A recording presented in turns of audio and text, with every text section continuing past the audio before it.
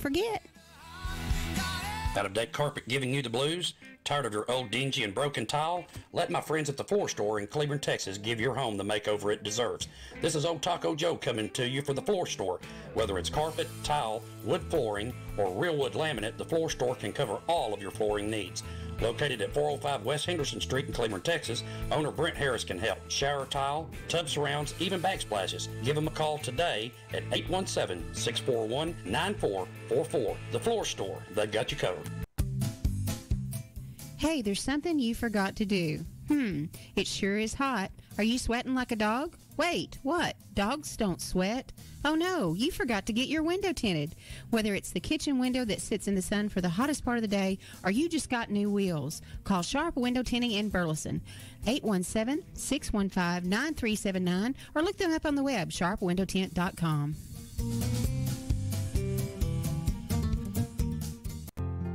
When hiring your real estate agent, you want someone that you know, like, and trust. Hi, this is Jonathan Cook with the Jonathan Cook team at Keller Williams Realty. In the last 4.5 years, our team of professionals have successfully closed over 600 transactions in the greater North Texas area. We specialize in land, commercial, multifamily, residential, luxury, and farm and ranch properties. If you know someone looking to buy or sell real estate or invest in real estate that we can help, please don't hesitate to call 817-900-COOK or go to thejonathancookteam.com. When you're hungry for tender brisket or some delicious homemade cobbler, then look no further than Leach Brothers Barbecue, located at 1106 East Henderson, Cleburne, Texas. Leach Brothers has been family-owned and operated since 1950. Take it from me, Taco Joe Orwinski. Todd and his family have been filling my belly breakfast, lunch, and dinner for a long time. Heck, I even have my own booth, open Monday through Saturday, 6 a.m. to 7 p.m. Come see them for dine-in, carry-out, and all your catering needs. Hey, there's something you forgot to do. It sure is hot. Are you sweating like a dog? Wait, what? Dogs don't sweat? Oh no, you forgot to get your window tinted. Whether it's the kitchen window that sits in the sun for the hottest part of the day, or you just got new wheels, call Sharp Window Tinting in Burleson, 817-615-9379, or look them up on the web, sharpwindowtint.com.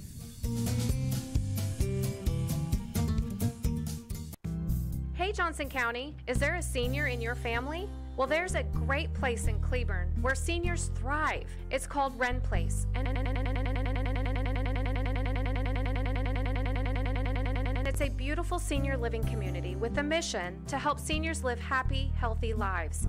Don't miss the Wren Place Community Radio Hour each Monday at noon on JoCo Radio to hear their compassionate care team explain how you can help your loved one if living at home alone no longer works. So tune in Mondays at noon and stop by Wren Place on Woodard Road in Cleburne. This is Alex Phillips, Economic Development Manager for the City of Burleson, with an exciting update, our Burleson Block Party. As you may have heard, we have partnered with the Burleson Drowning Prevention Coalition to help raise funds to provide free drowning prevention classes to children in the community. They will be accepting donations of any amount, and remember, just $25 provides a child with life-saving lessons. But now, through October 12th, visit Christian Brothers Automotive on John Jones and mention the Burleson Block Party, and 5% of your service will be donated to the Burleson Drowning Prevention Coalition. Whether you just need an oil change or a complete engine swap, Christian Brothers Automotive can help you out. Thank you to Christian Brothers Automotive, and don't forget to tune in here to JoCo Community Radio all day on Friday, October 12th for the Burleson Block Party.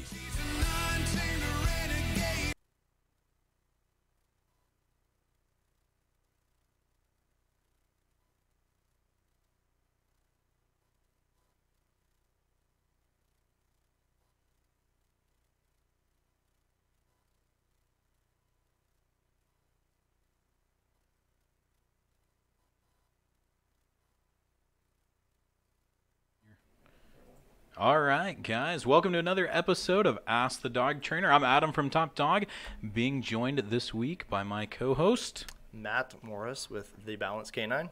And Matt is over in Midlothian. Matt, tell everybody a little bit about your business, when you started, and what you're kind of specializing in and all that good stuff. Okay. I basically do basic obedience, off-leash training. I started my business roughly 3 years ago. I was working as, well, originally I was a vet tech for 6 or 7 years, and then I got into the drug dog world and I worked that for roughly 5 years. And you're going to learn a lot about dogs in that span of time, especially those kind of dogs. And were you working with mostly labs when you were doing that? Yes, mostly labs. Yeah, we worked in schools, and labs are awesome, but they're also non-threatening looking too. So because we'd go into elementary schools a lot. Not a lot, but we would. And so we didn't want to be walking in with German Shepherds or any like the bigger breeds. Everybody has a lab, it seems, and it was always a good, pleasant experience for everybody. Yeah, absolutely.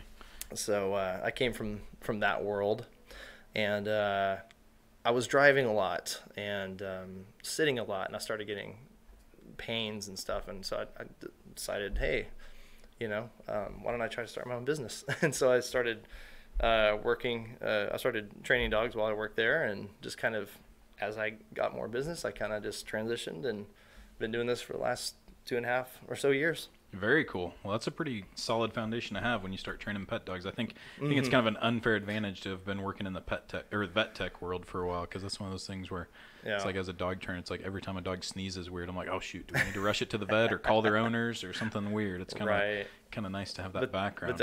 That's where I learned. That's where I became interested in behavior. It started kind of clicking after a while, like why dogs act a certain way, how owners influence dogs, and stuff like that. I always knew that the nervous owner was going to have a nervous dog. Right. Yep, absolutely. Well, good deal. Well, everybody, welcome to the show. We're glad to have you guys tuning in with us. For those of you that are kind of first-time listeners or watchers or however you're joining us today, this is a Ask the Dog Trainer show. So you guys get to ask us whatever questions you have, and we'll do our very best to answer them. You can ask them here on Facebook Live, on YouTube Live, or you can call them in 817-506-7257. Now, just to warn you, Matt, if somebody does a call-in, it's going to do a really loud ringing on our headphones, just to warn you. It's okay. So I'm pretty much deaf from playing drums for 25 years. Yeah, so there you go. Don't worry about it. Yeah, it scared the tar out of me the first time there. So, well, while we're waiting for some folks to ask us their questions, which, by the way, that's a hint for you guys to ask your questions, can we switch cameras, Matt? Can we see Kaiser over here, or is he kind of out of the way? Let me see. So he's kind of out of the way. Kaiser's laying down. If he gets up and stretches at any point, I'm going to point him out to all you guys, because this is Kaiser. He's a really amazing dog that we're fostering at Top Dog, and he is recently gone up for adoption. So for those of you that don't know, at Top Dog, we've got a foster program.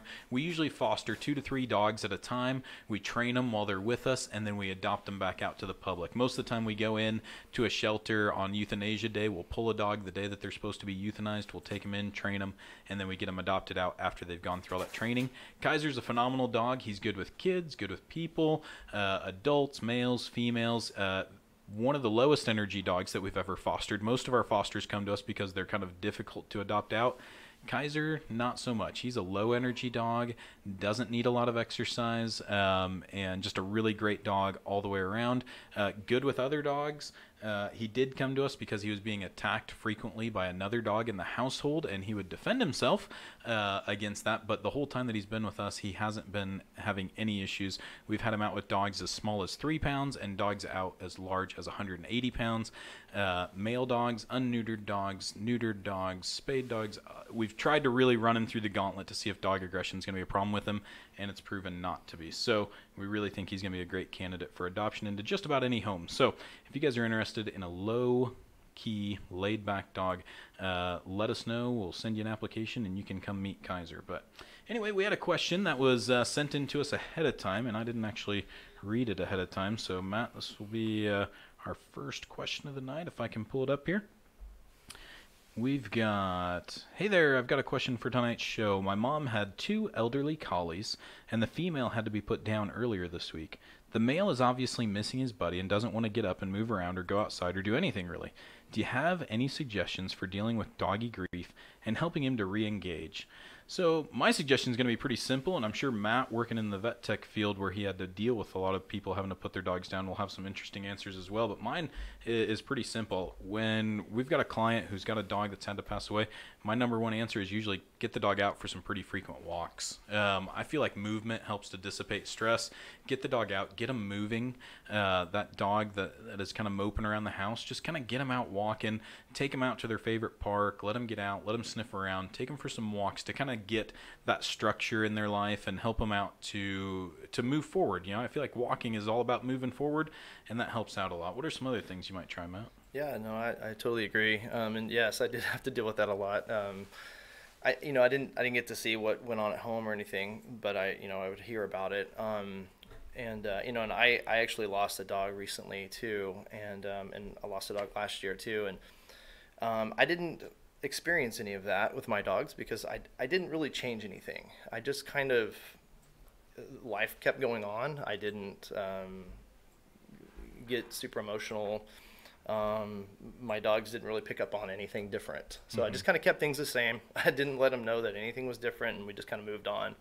And I think the dogs will pick up on the owner's emotional state and kind of react accordingly. Not every dog, but I'd say a good percent of the dogs will. Yeah, I think that's going to be a huge part of it is, for our emotional gratification or satisfaction or whatever, we might be sitting there grieving with the dog, and I think a lot of times the dog is going to be grieving because they're feeding off of us, and so it makes us feel good, helps us move on, but I don't know what that does for them.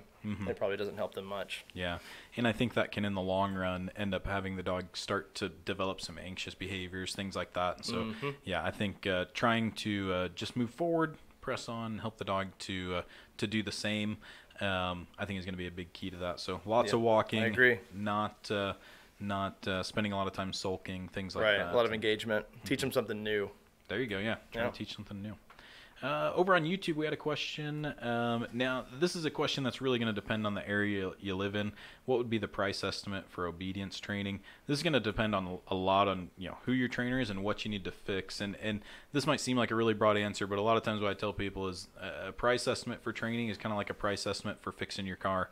When you need your car fixed, like, does it need a new battery or does it need a new transmission? Right. One's going to cost $100, one's going to cost $2,000. And that's why consults are so important. Yeah. You kind of figure things out in a consult. Yep. So, yeah, whatever trainer you decide to go with, let's see. Well, not sure what the actual name is here. But whatever Candy that you decide in your area, start doing some research on some trainers there locally and try to find one that offers a consultation of some kind, even if it's just a phone consultation. Try to find somebody that you can that wants to get to know you. If you find somebody that just has like cookie cutter price that they just say, oh, it costs this much to train your dog, well, I mean, different dogs have different problems, takes different amounts of time, so you probably want to steer clear of anybody that just has like one set solid program and price. So. Yeah, some people may have like 1, 2, 3, 4 weeks, so I want to look at that. But I would also look for maybe a trainer that puts himself out there online in your area, like someone who you can watch and kind of develop a relationship with kind of over time, not directly, but just from watching them.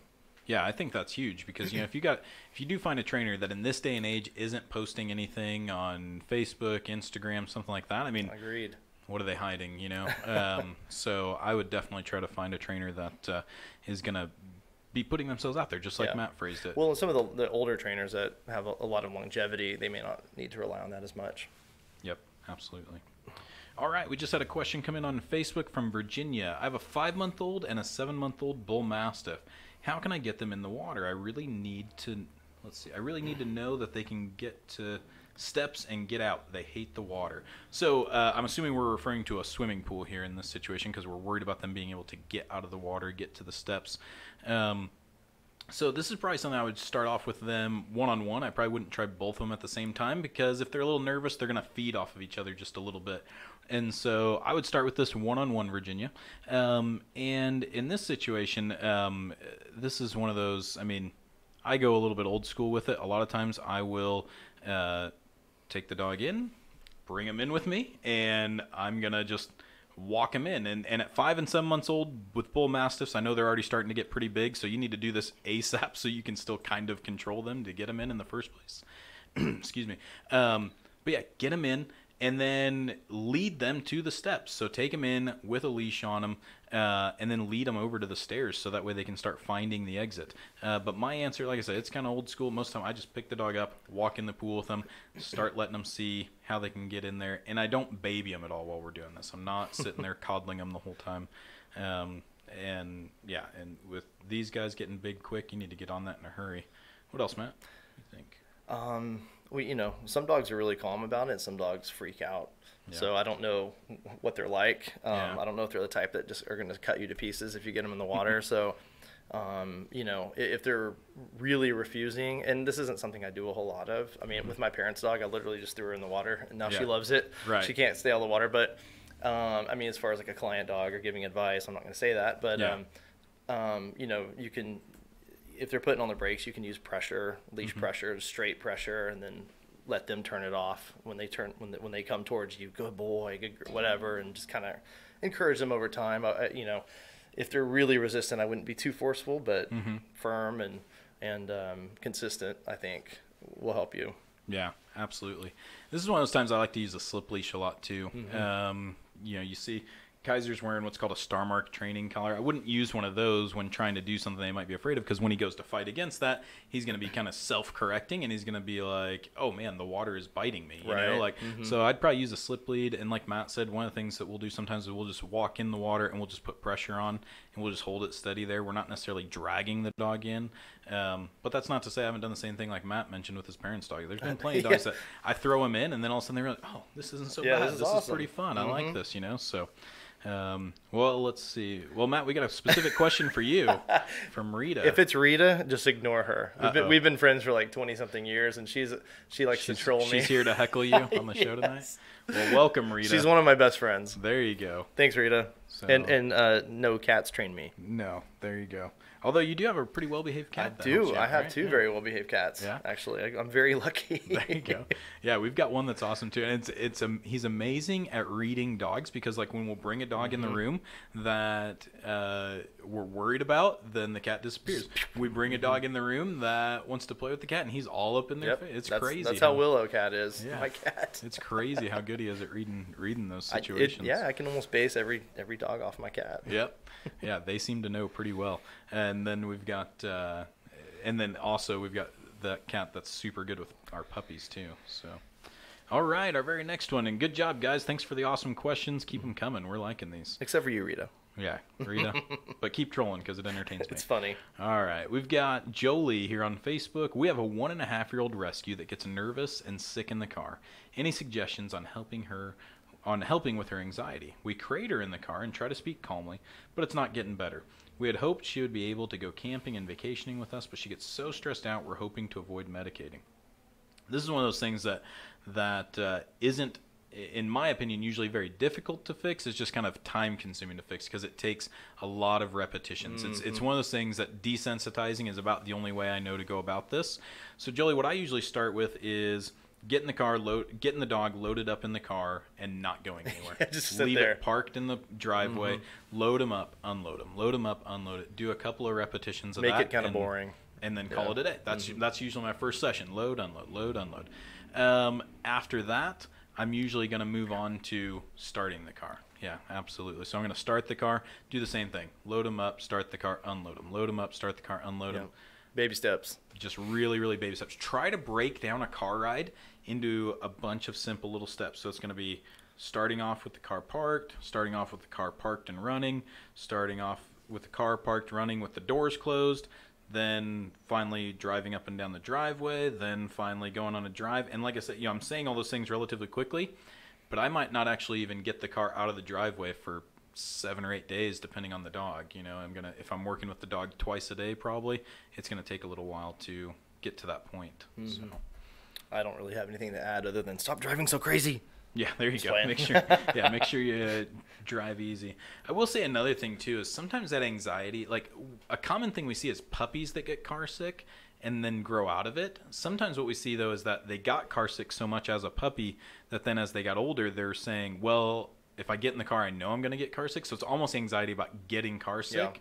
And so sometimes it goes faster than we think. So like I said, like sometimes I'm planning on taking it really slow, but it's those dogs that they're like, I think they're just worried that they're going to get car sick, and then once they finally realize that they won't, they just snap out of it. Well, and it could be kind of a case of the dog is probably anxious at home too. Mm-hmm. You know, it's probably rooted somewhere much deeper than just the car. Yeah. And I think if you work on it there, kind of at the root of the problem, and that's something I learned working the drug dogs, is you can always trace every bad behavior. You can trace it back to something. It's maybe you woke up in a bad mood. You know, you think back to how your day started. So you may be able to trace something back to something in the house. Dog may be an anxious dog anyway. Fix that. Yep. You know, it might, help with the car stuff too. Yeah.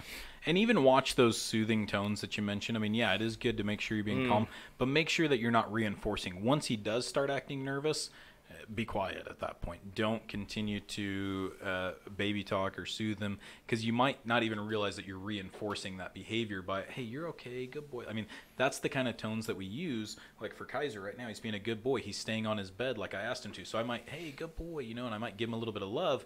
If he were nervous and whining right now, I wouldn't do that, because that's going to confuse him. I'm going to be reinforcing the opposite of what I want. I want to reinforce calm behavior. I don't want to reinforce anxious behavior. Yes. So good questions. Again, you guys are starting off strong. Good questions, everybody. Again, if you got any questions, you're watching, you just tuned in, ask us your dog questions. If you want to be part of the show, call in at 817-506-7257. Or if you'd rather just continue on with asking the questions in the Facebook or the YouTube feeds, feel free.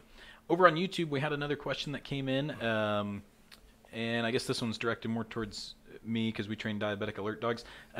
Corey asks, what price would it be to get my Rhodesian Ridgeback Boxer mix as a Diabetic Alert Dog? The first thing I'll say, Corey, is that you got to start with an evaluation of the dog. Being a Diabetic Alert Dog is a very difficult task. Not every dog can do it. I just, at the beginning of the show, was praising how awesome of a dog Kaiser is. But guess what? He would never hack it as a Diabetic Alert Dog. You can't make a square peg fit a round hole. Common analogy that I like to use is that if you put me with the absolute best basketball player in the whole, or I'm sorry, the best basketball coach in the whole world, I still would never make it on the worst NBA team in the whole world. Like, wouldn't matter how good that coach is. Like, I just don't have the skills to be able to make it. And that's the example, right? Yeah, that's the example I always like to use with Diabetic Alert Dogs. It's just that it's a very difficult job. You're asking a whole lot of a dog, and so you need to make sure that you're helping the dog. Or you've got the right dog for the job. Not every dog can do that job. So that's the first thing you need to do, Corey, is make sure that your dog is going to be a good fit. So get them evaluated by a professional trainer that's worked with Diabetic Alert Dogs before. After that, again, price is going to depend on the trainer. Our price for Diabetic Alert Dogs varies a whole lot because it depends on what the family is able to put in versus what we're able to help out with. So this might seem like a huge range, but literally our range is from about $8,000 up to about $25,000 for training a Diabetic Alert Dog. So it just really depends on how much of the training we need to do versus how much of it you guys can do. Again, we always have to start with an evaluation though to make sure that the dog is going to be able to do that type of work. So let's see, back over to Facebook, I think, is our next question.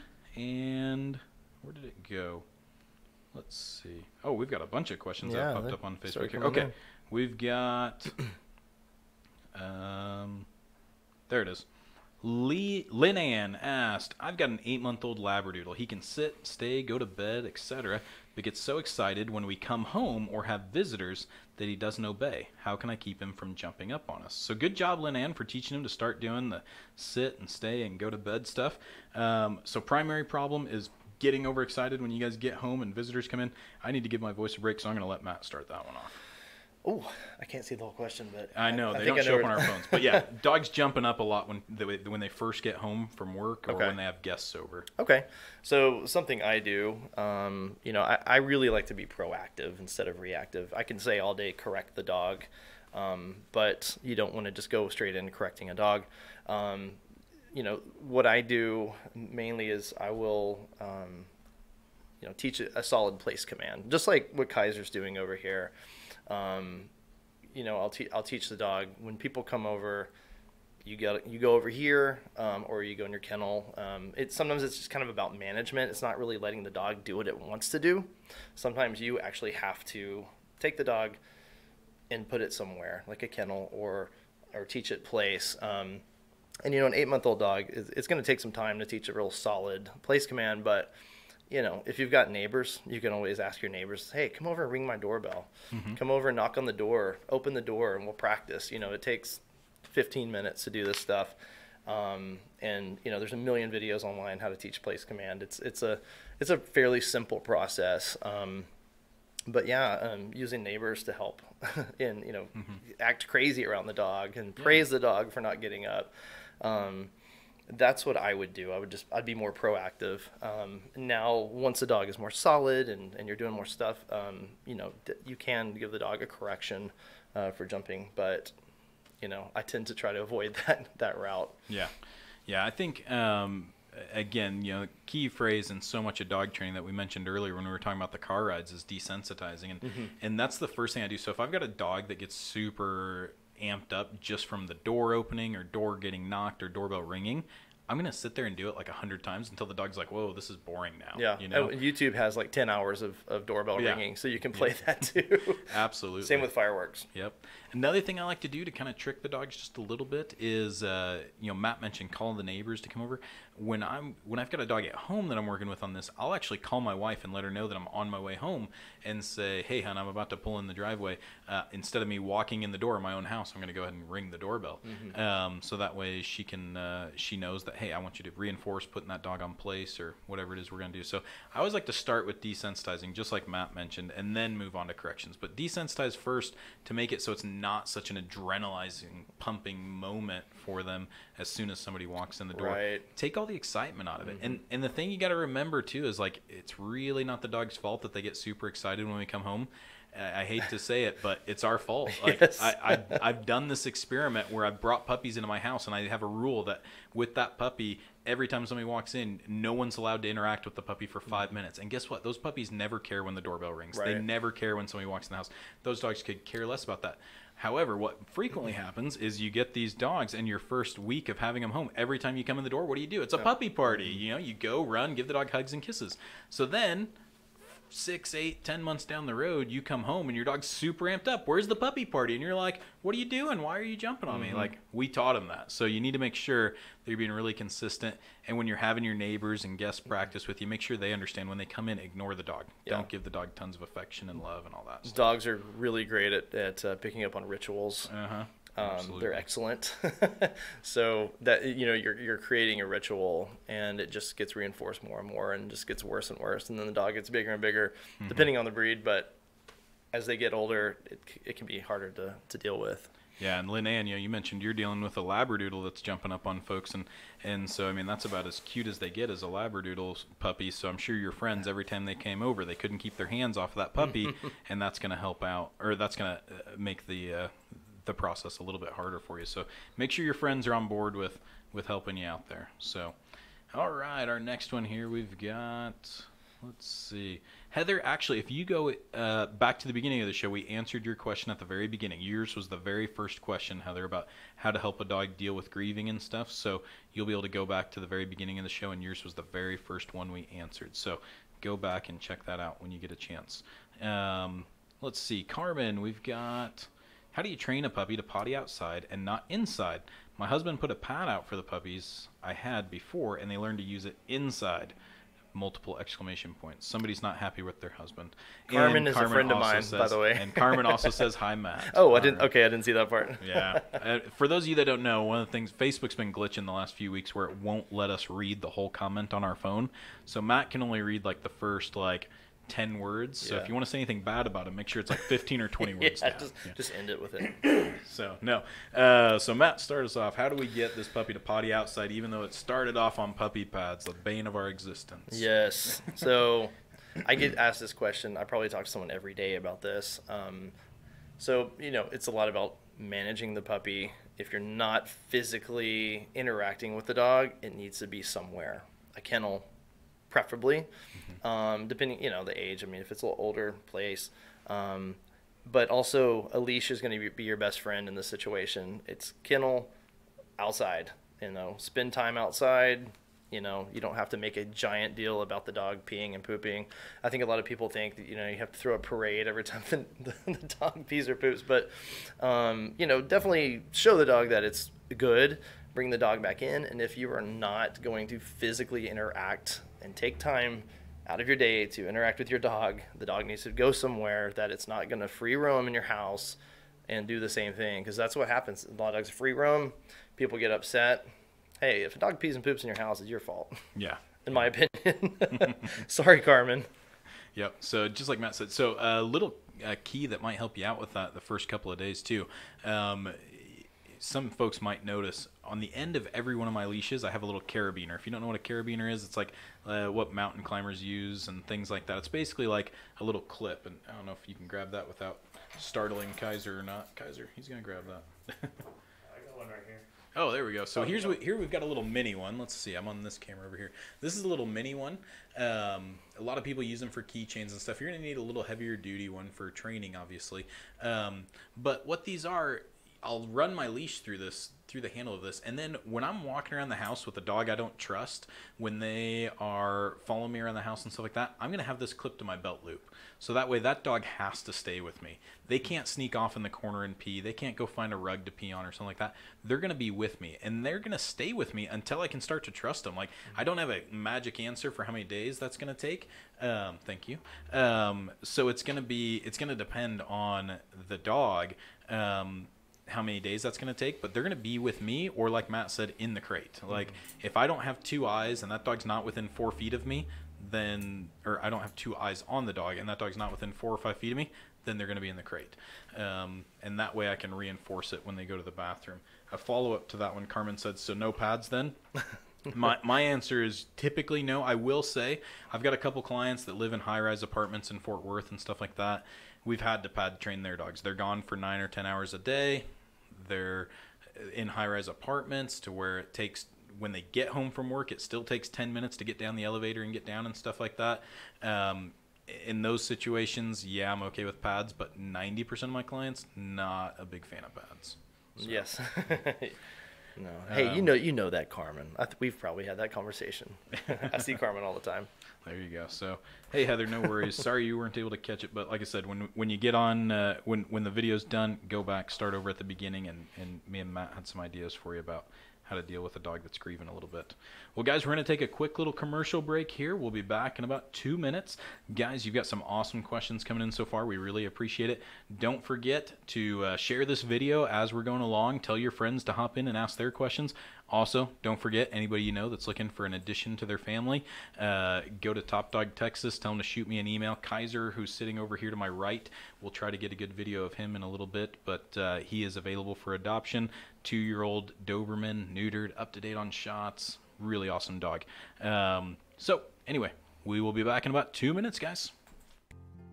When hiring your real estate agent, you want someone that you know, like, and trust. Hi, this is Jonathan Cook with the Jonathan Cook team at Keller Williams Realty. In the last 4.5 years, our team of professionals have successfully closed over 600 transactions in the greater North Texas area. We specialize in land, commercial, multifamily, residential, luxury, and farm and ranch properties. If you know someone looking to buy or sell real estate or invest in real estate that we can help, please don't hesitate to call 817-900-COOK or go to thejonathancookteam.com. Moon Tower Pizza Bar, the newest hotspot in Old Town Burleson.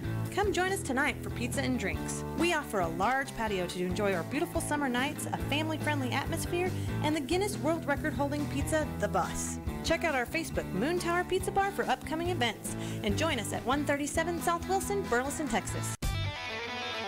When you're hungry for tender brisket or some delicious homemade cobbler, then look no further than Leach Brothers Barbecue, located at 1106 East Henderson, Cleburne, Texas. Leach Brothers has been family-owned and operated since 1950. Take it from me, Taco Joe Orwinski. Todd and his family have been filling my belly breakfast, lunch, and dinner for a long time. Heck, I even have my own booth, open Monday through Saturday, 6 a.m. to 7 p.m. Come see them for dine-in, carry-out, and all your catering needs. Hey, there's something you forgot to do. It sure is hot. Are you sweating like a dog? Wait, what? Dogs don't sweat? Oh no, you forgot to get your window tinted. Whether it's the kitchen window that sits in the sun for the hottest part of the day, or you just got new wheels, call Sharp Window Tinting in Burleson, 817-615-9379, or look them up on the web, sharpwindowtint.com. Out of deck carpet giving you the blues? Tired of your old dingy and broken tile? Let my friends at the Floor Store in Cleburne, Texas give your home the makeover it deserves. This is Old Taco Joe coming to you for the Floor Store. Whether it's carpet, tile, wood flooring, or real wood laminate, the Floor Store can cover all of your flooring needs. Located at 405 West Henderson Street in Cleburne, Texas, owner Brent Harris can help. Shower tile, tub surrounds, even backsplashes. Give him a call today at 817-641-9444. The Floor Store. They've got you covered. All right. Brian says he wants to see Kaiser and asked if he was a Corso, I believe. So Kaiser is our Doberman foster dog. He's not my personal Connie Corso, who's been on the radio show with us a couple of times. I had to get Kaiser out for this show tonight because, like I said, I want as many people as possible to meet him. Camera's turned on him, but the camera's kind of turned on him, but he's laying down. So. Oh yeah. Like Matt's like right in front. Yeah. Yeah. So. If he stood up, they could probably see him. Yeah. Oh, Kaiser. Oh, there. Yeah. When Matt backed up, people can kind of see him. He's just over here chilling, being a really good dog. Anyway, we'll get him up at the end of the show so everybody can see him and go from there. So. All right. Our very next question I think we had was, what's highly recommend dog food out there for a hunting lab? And Brian Sawyer actually already answered one of my favorites, and that is Victor. Now, one of the things you need to keep in mind with Victor is that they have a line of dog foods. So just like Chevrolet, you get a very different experience if you buy a Chevrolet Cavalier versus if you buy a Chevrolet Corvette, right? So it's the same kind of thing with Victor, and it's the same thing with lots of dog food brands. They've got their low tier, mid tier, and high tier dog foods. So I really like Victor High Pro Plus. It's probably the only dog food out there that is a 5-star dog food that you can get for less than $1 a pound. So it's a very high quality food, but also still very, very affordable. If it's not available in your area, one of the things I just recommend for everybody to do, go to dogfoodadvisor.com. You can pull up dogfoodadvisor.com. They've got a great mobile site. It's a free site. They don't accept any donations from dog food companies, nothing like that. And so they're going to give you unbiased opinions about dog foods. They're going to tell you why they get the star rating that they get. It's going to have all the ingredients broken down, tell you whether that's a good ingredient, a bad ingredient, why it's good, why it's bad, all that kind of stuff. So that's where I would start. Dogfoodadvisor.com. Victor's one of my favorite for the quality, for the price. But make sure you get the right Victor, because they do have some 3-star foods that aren't quite as good of results there. So, okay. Good question. And while we're on that note, I do want to mention that to me, dog nutrition is very important. I can't tell you how many dogs we've had come in that we were having some difficulty training, and we switched up their food, and all of a sudden they got a lot more responsive to training. So keep that in mind, that nutrition does play a role in being able to work with a dog. So kind of helps with some of that ADD type behavior. So again, when we came back from the break, I forgot to introduce my guest this week. It's Matt from over in Midlothian, and the Balance Canine over there. And your website's thebalancecanine.com? The Balance Canine DFW. DFW. But it's CANINA, not K. No. Yeah. Spelled out the normal way. I kind of did it in a hurry. Yeah. So thebalancecanine.dfw.com. I'm Adam from Top Dog. You can find me at topdogtexas.com. Obviously, we're both here on Facebook as well. You guys have had some awesome questions for us this week. We really appreciate them, so keep them coming. Our next one, I think, is a little bit tongue-in-cheek. Another person that's trying to get Matt to break down on the air here. How do you train a dog to dance to the Baby Shark song? This is Matt's daughter's current favorite song, right? Yes, yep. Yes. And both of my kids went through a phase where it was their favorites too. Right. So I can understand that. So, and I can also say that we were into Baby Shark before it broke 1 million views. So we're pretty early on in that. Now it's over 7 billion, I think. Yeah. So pretty insane when you think about. Or no, it's over 2 billion. Yeah, so oh my gosh, over 2 billion views on YouTube. If you haven't watched the Baby Shark song, well, spare yourself, because it'll get stuck in your head. Don't do it. Just don't. If you don't have a kid under 4 years old, just skip it, because otherwise it'll be stuck in your head forever. Yes, my daughter insists. If she gets in the car, she goes, "Babies, babies." I'm like, okay, turn on the radio, Baby Shark. Here we go. Yep. As far as teaching your dog to dance to it, I think that's good luck with that one. You're on your own. All right. On YouTube, K&J Blogs had another question about price. So if you're looking for our prices specifically, mine are on my website. I'm not sure if Matt's are or not, but topdogtexas.com. We've got 6 different programs listed there, and you can see the prices beside each one of the programs. So depending on what you're looking for, you can find the price for each individual program right there. So good deal. Next, we've got, all right. Man, we've had some good questions so far. Hi, Jana. Yeah, we've got hi, some Kyle. People saying hi. Yep. I've known Kyle for a long time. Kyle and I worked for InterQuest Detection Canines together for a short time. Oh, another detection trainer. Very cool. All right. So Sandy says, my new puppy, about 3 months old, female lab mix, is sort of aggressive towards my older dog, who's a male, a little over a year old, and a pit greyhound mix. Any suggestions? So in this situation, my biggest suggestion for you, Sandy, is make sure that you're being a good advocate for your older dog. Don't let your puppy just terrorize your older dog. The other thing I'll say is a lot of times when people tell me that their 3-month-old dog is being aggressive, 90% of the time it's not really aggressive. It's just a very playful puppy that doesn't know many boundaries yet. Yeah, and I think if it continues, the older dog will probably correct it and probably injure the dog. Yeah. I mean, it can happen. So, yeah. Yep, that's why you need to step up and kind of take charge there. You got to – a lot of times when we see 3-month-old puppies that are just bouncing off the walls, one of the things they're not getting enough is structure. Another thing they're not getting enough is nap times. So, you need to be putting that puppy up in their crate, separating them. You got to give that older dog a break pretty frequently because like Matt said, if that dog gets pushed past his patience limit, we've seen a lot of dogs with some major head injuries, a lot of puppies with some major head injuries because an older dog just got sick of it and just corrected them way too hard. Yep. So, excuse me. So yeah, step in, Sandy, be the advocate for your dog and make sure that you are helping out that older dog and start providing structure for the puppy. Again, puppy that age is going to be spending a lot of time on the leash connected to my belt. Yeah. I think a lot of people are afraid to correct puppies too because they're puppies. And I know you're not going to be heavy-handed, but the word correction I think can kind of not sit well with people when you have dealing with a really young dog, but a dog correction could be way worse, Yeah, absolutely. So, yeah, and if you're really worried about correcting your puppy too, I mean, again, yeah, don't be too heavy-handed, but at the same time, don't be afraid to correct. Because I mean, if you've ever had a chance to watch a mama dog with her puppies, I mean, she starts correcting them at like 4 and 5 weeks old. Yeah. They start getting annoying. Yeah. And yeah, so if you see some of that, trust me, you're probably going to be a little softer. The average person, obviously, there's dog abusers out there, but the average person is going to be a lot easier on their dog than what a lot of mama dogs are before you brought your dog home. Right. So I've seen moms give some pretty severe shakes by the neck and things like that to puppies that were being too rough. Yeah, use the kennel, utilize the kennel. I mean, a lot of things are going to be solved using a kennel, I think. Yeah. Teach the puppy, like you said, downtime, teach the dog an off button, Yeah, absolutely. Jana asked if I'm from the Dallas Garland area.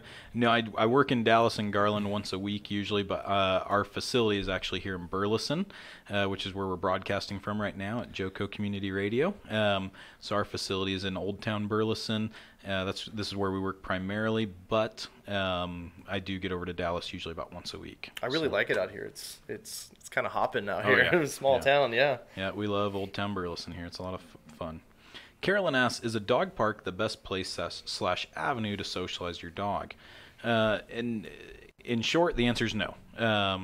Dog parks, there's too many risks that comes with dog parks.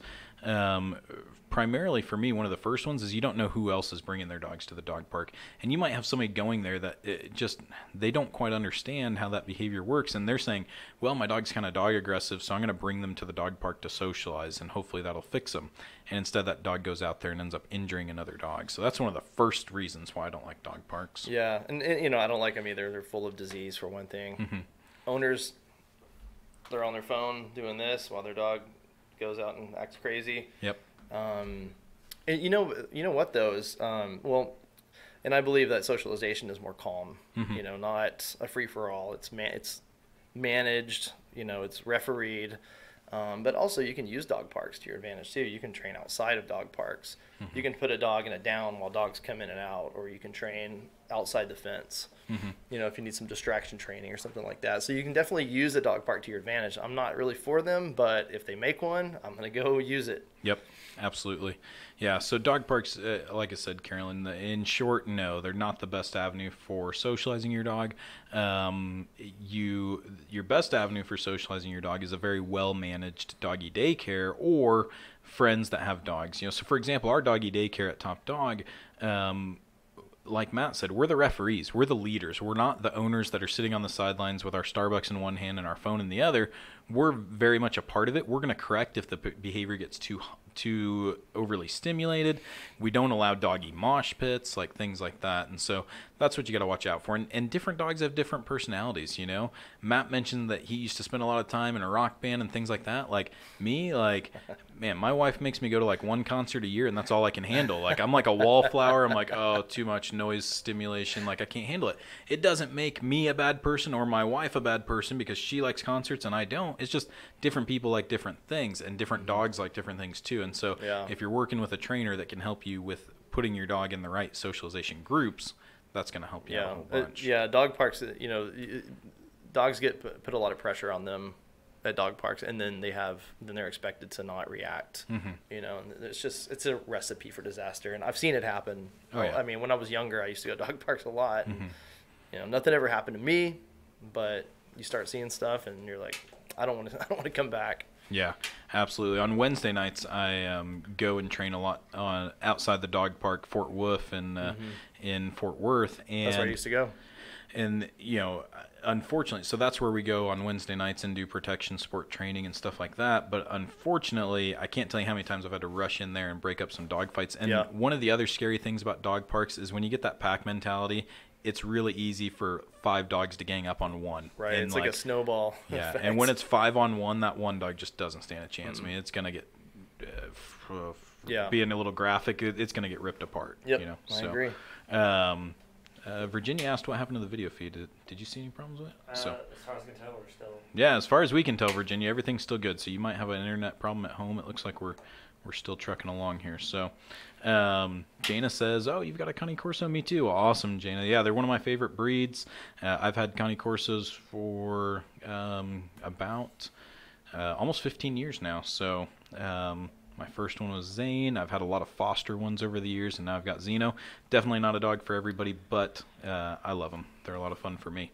How do you feel about feeding a raw diet to a dog? Asked Riley on Facebook.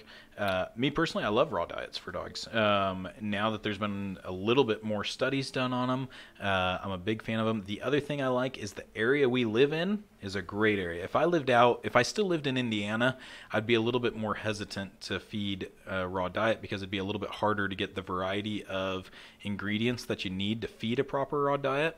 A lot of people switch to a raw diet and just start feeding their dog chicken wings and think that that's what a raw diet is. And a raw diet needs to be a lot more balanced than that. So I would highly recommend joining the raw feeding community, Riley, if you're interested in that. Claire Littlefield has actually done some workshops at our facility before about raw feeding.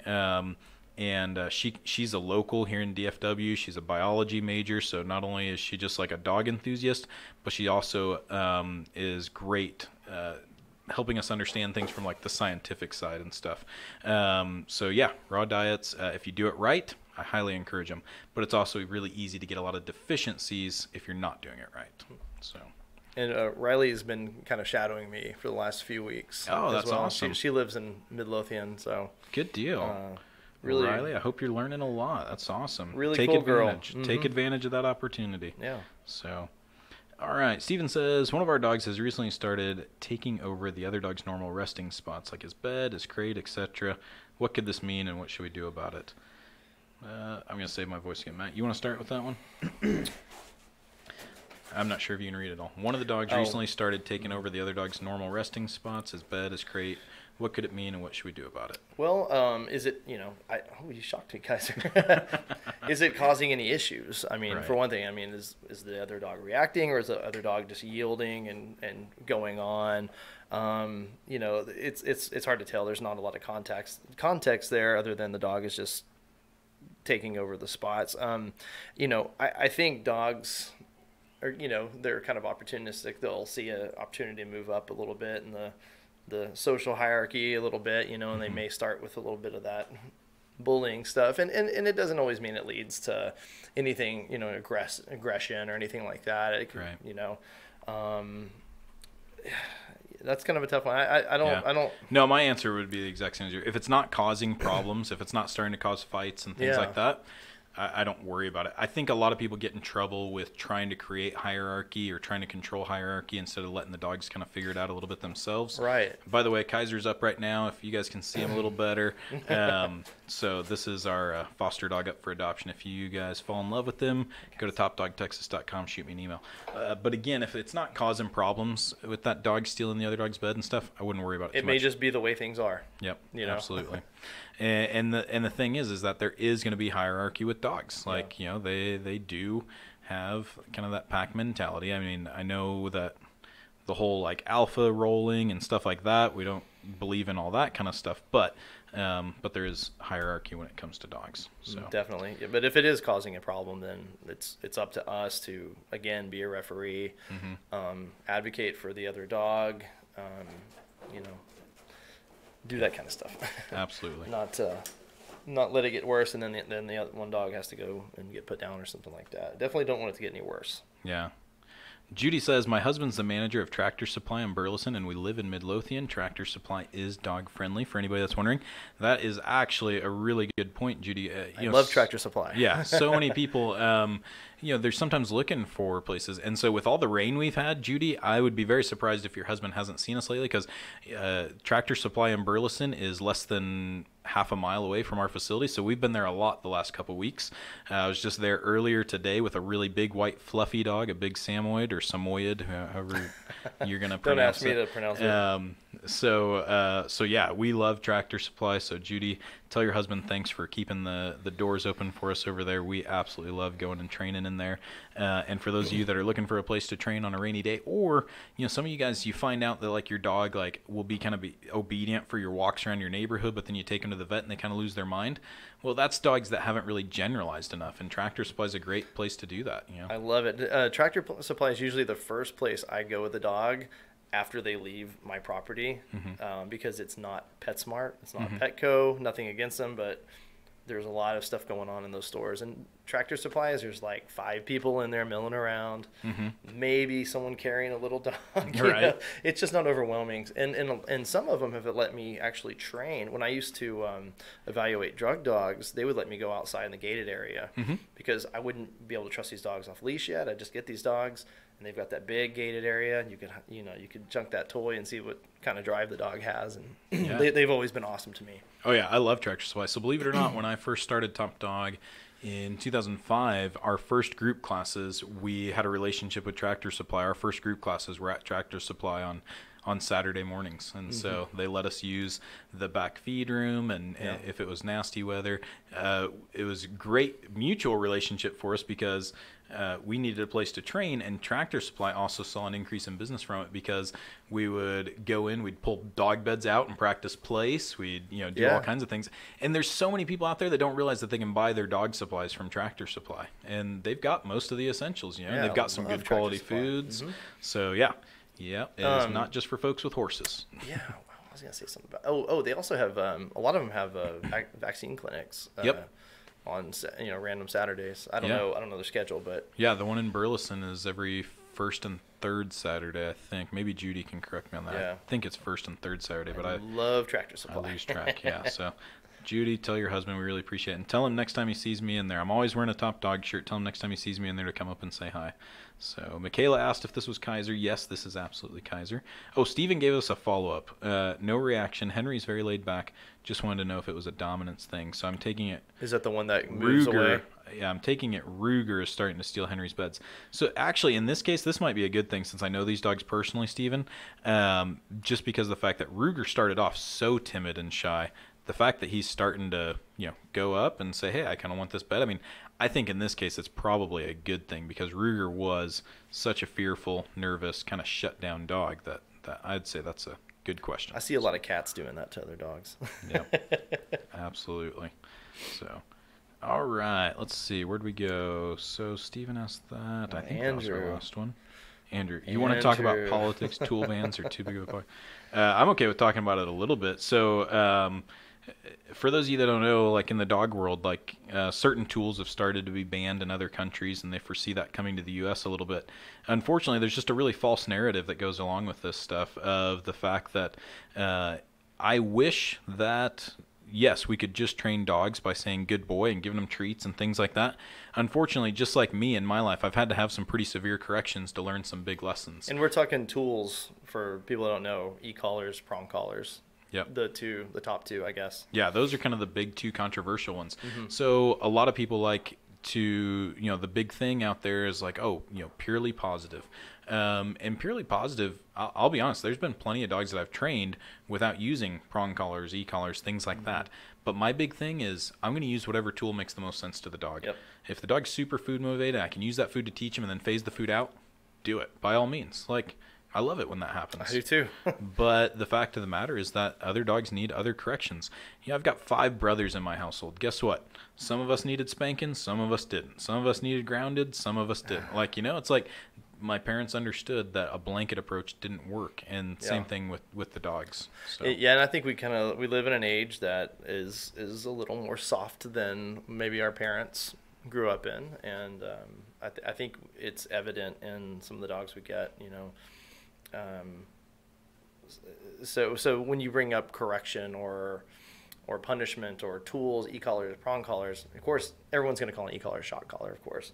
It has a little more behind it, But, right, I mean, they're wonderful tools if used the right way and on the right dogs. Yeah. And the thing of it is, too, is like I'm all for making sure that the tool is used the right way. Sure. I see way too many people go to Walmart, buy a prong collar, slap it on a dog, and injure a dog. Yeah, the tools can be used inappropriately and have a negative outcome. Just like if you gave me all the tools to fix the transmission in my car, I still wouldn't be able to do it. I don't know how to do it. But in the right hands, those tools can do everything they need to fix that transmission. Exactly. Same thing with the dogs. If I know how to use those tools correctly, I can keep that dog happy. I mean, you can see Kaiser, you could see Kaiser a minute ago. Kaiser's not depressed. Kaiser is chilling. He's relaxing. And Kaiser has been trained with corrections, So, and guess what? It didn't break his spirit. He's still a sweetheart of a dog. So, yeah, I am totally against any type of tool bans whatsoever. As am I. Let's see. We've got... so Judy did answer. So she said their vaccine clinic is now up to every Sunday at 3:30. So that's awesome. Wow. That must mean that we've got a lot of dogs in need in Burleson. Is that just in Burleson, or I live in Midlothian. I was so excited when y'all opened Tractor Supply out there. Oh, we got a call-in question coming in. Hello, it's Adam from Top Dog. Who am I talking to? My name is Chris. Clift? Chris. Chris. All right. Welcome. What question do you have for me and Matt? Well, I have a question about, I actually have a rescue dog, and she is very sweet. She's an older dog, but she's got, and I brought her in with my dog, but there's one dog that I can't allow her to be off leash with. Okay. And it's the weirdest thing.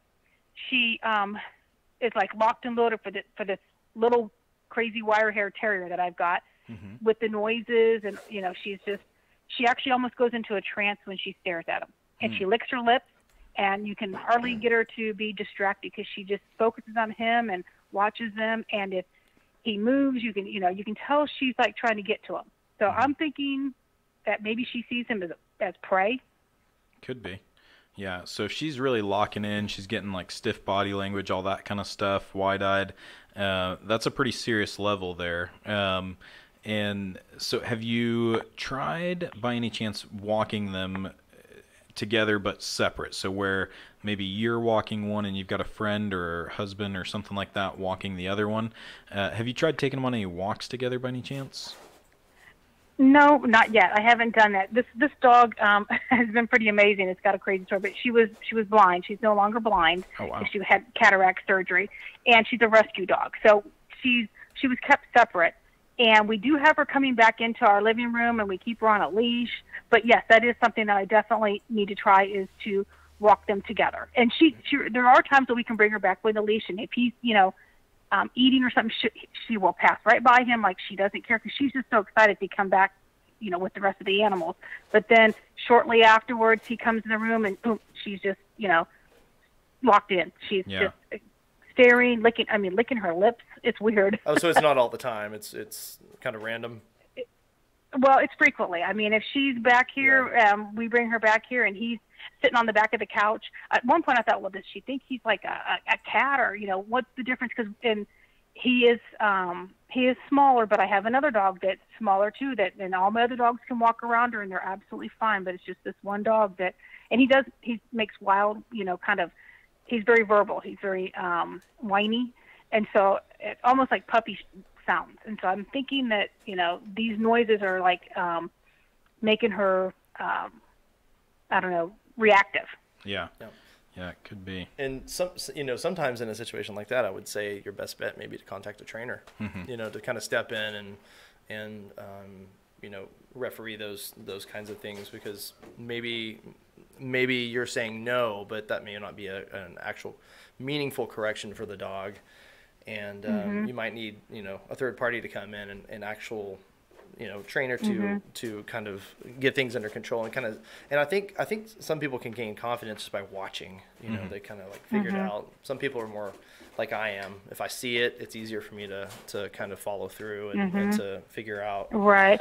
So, well, it's just strange because she's fine with the other 3 dogs that I have. It's just this one dog, and it's just the weirdest thing. Yeah. Yeah. So, I mean, like I said, we tried to bring her back with them, and but it's just we can't trust her off leash.